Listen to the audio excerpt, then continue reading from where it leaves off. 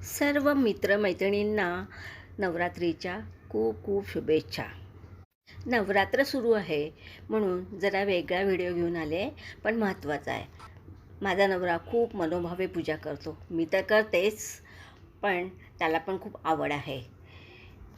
हे आमचं देवघर अगदी समोरच्या रूममध्येच आहे. जे पण पाहुणे येतात त्यांना आमचं मंदिर बघून म्हणजे देवघर बघून खूप प्रसन्न होतात आणि अरे वा, खूप सुंदर घर ठेवलं आहे असं बोलतात. हे शब्द ऐकायला मिळतात. रिनोव्हेशन काय केलं ते नाही बघत. ही आमची बाप्पाची मूर्ती आम्ही ह्याला 10 दिवस पुजून परत तिथेच जागेवर ठेवतो आणि त्याला विसर्जन करत नाही. ही प्रसन्न मूर्ती बघून नेहमी डोळ्यासमोर अगदी प्रसन्न वाटतं. आमचं कुलदैवत तुळजाभवानी. आता मी घट पण मांडताना जरा वेगळा मांडला आहे. मनी प्लांटमध्ये छान देवीला बसवलं आहे.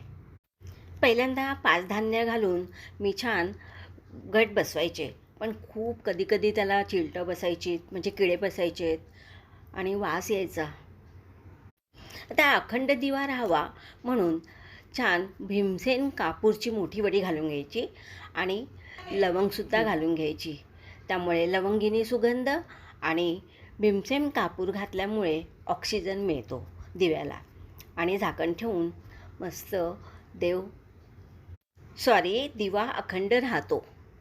परत नवरात्रीमध्ये येते आणि जरा काहीतरी वेगळं बोलून जाते.